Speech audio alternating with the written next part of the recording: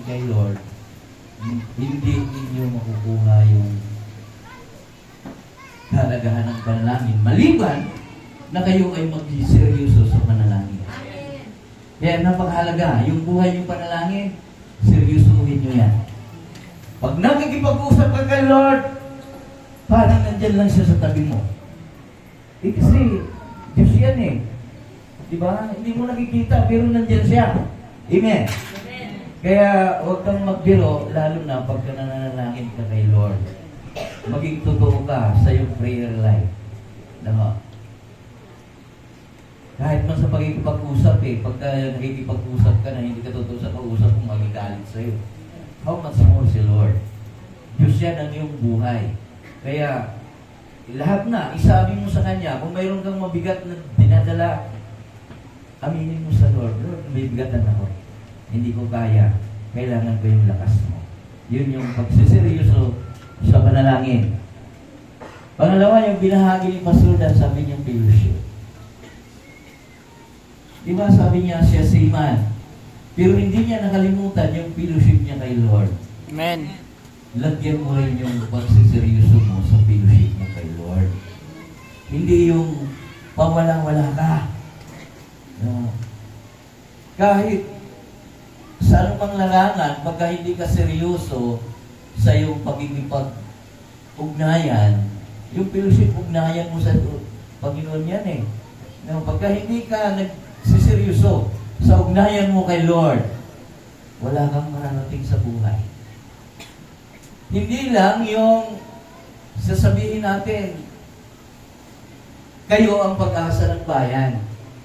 Kahit na sinabi ni Jose Rizal yun, na kabataan ng pag-asa ng bayan, kung hindi ang inyong buhay nakatalaga kay Lord, kahit na magtapos kayo sa inyong provision na gustong tapusin, wala pa rin kayong magagawa. Kaya napakahalaga na seryosuhin nyo ang inyong buhay nakatalaga talaga kay Lord. No.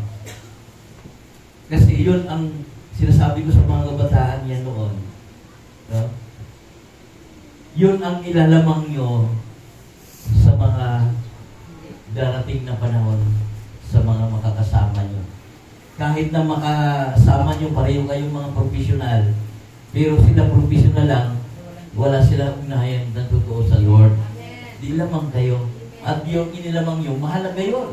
Kasi yung relasyon nyo kay Lord, matibay. Sila, tapos lang sila sa kanilang provision, pero ang panloob na lang pagkatao, hungkat. No? Kaya yung inyong fellowship kay Lord, seryosuhin nyo yan. Amen ba? So, seryoso sa pananalangin, seryoso sa fellowship, wag niyong walang halaga yung inyong fellowship. Kahit na may nararamdaman kayo, kung kaya niyong umatin sa pagsamba, sumamba kayo. Ako kakakumpay ko lang ng Wednesday sa staff.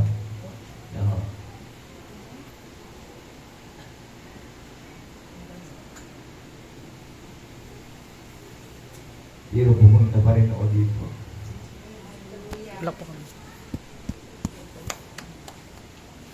Huwag niyong idadahilan kung ang dahilan ay mababaw lang na dahilan. Lalo na sa fellowship niyo kay Lord. Kasi Diyos siya ng buhay niyo. Hindi lang siya yung jowa mo. No? Minsan, mas mahalaga yung jowa kaysa Diyos eh. Pero gusto mong sabihin, maaaring, pag hindi pa talaga ang buhay niyo nakatalaga sa Lord, maligigit na yung jowa kay God. Pero pagka nahubog kayo, magiging pangalawa na lang yung jowa. Amen ba? Di ba sinasabi na huwag niyong mahalin yung jowa niyo. Pero higit sa lahat, mahalin niyo yung Diyos niyo. Why? Bakit, Pastor? Siya yung nagbibless eh. Siya yung nagpapala. Siya yung naghahanda ng future nyo. Kahit anong gawin natin sa buhay, pagka hindi ang Diyos ang maghahanda ng para sa best sa future natin, future nyo, wala kayong magagawa.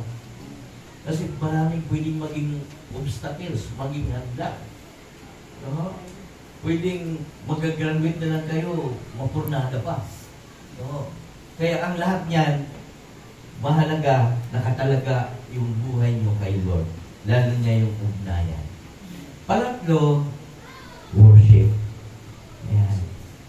Huwag din babaliwain yung inyong pagbuburi sa Panginoon. Sabi ko nga nung pilos ko nung nakaraan, Diyos ay purihin, patuloy siyang sambahin. Yung pagbuburi sa Lord, kahit hindi ka umaawit, pero yung heart mo talagang nasa Panginoon, yung pagbuburi niya sa Lord. Hindi lang yung magaling akong mahawak ng instrument sa music ako. No, ang totoong pag-worship sa Panginoon, yung puso mo na nag-worship kay Lord. Kasi pagka ang puso mo ang nag-worship kay Lord, palod lahat eh. Kamay mo, magtataas yan. Amen ba? Why? Yan sila the order. No, alam nga naman yung puso ang magtaas. Kaya pagka ang heart mo nagtataas kay Lord, nagtataas na rin yung kamay mo. Kasi lumalabas yan eh. Sa kung anong parte ng ibigay ng Lord sa ating buhay. Never kang makapagtotoo ng worship pagka hindi totoo yung puso mo kay Lord. Hello, church. No? Magiging kunwari lang yung worship mo kay Lord. Pero pagka totoo ang puso mo na nagbuburi sa Panginoon, iiyak ka. Dahil nararamdaman mo na ang Diyos ay natutuwa din sa buhay. Kaya seryosohin mo rin yung pag-worship mo kay Lord. Amen ba? No? At hindi lang, pag nandito tayo sa loob ng church, kahit ikaw lang mag-isa, umawit ka sa Panginoon. Parangalan mo ang Lord sa buhay mo. No? Gawin mo yung best for the best na magagawa mo para kay Lord. Kasi siya yung inaawitan mo. Amen? No? Siya yung hari ng iyong buhay. Kaya, yung suma total, huwag kang magbiro-biro sa iyong pagkananalangin, pag-fellowship, at sa iyong pag-worship kay Lord. Napakalaga yung buhay na nakatalaga para sa Panginoon. Kasi pagka makuha mo yung tatlo, no, maganda yung ginawa ng ating 15th anniversary. Mahalaga yung tatlo na yan. Sunod yan lahat, mga kapatid, mga kabataan. No? Pag nakuha mo, seryoso yung panalangin mo, seryoso yung fellowship mo, seryoso yung pagbuburi mo sa Panginoon. Ngayon, magsiseryoso ka rin sa buhay mo kung alam mo, kung ano yung alam mong makakabuti sa'yo. Mag-aayos din yan lahat. Kasi ang nag-aayos ng buhay, hindi tayo ang Lord. Amen ba? Kaya, yun, pag nakuha mo, kahit anong bagay na gusto mong buksan, maliban na wala kang susi na pagbukas dyan, sa nakasarang na pinto na yan, o locker man yan, o ano pa man yan, hindi mo kayang buksan yan. Pag buksan mo, sisirain mo. Pero pagka mayroon kang susi, nagiging madaling buksan yung nakasara, ano pa mang nakasara na yan. Amen? No?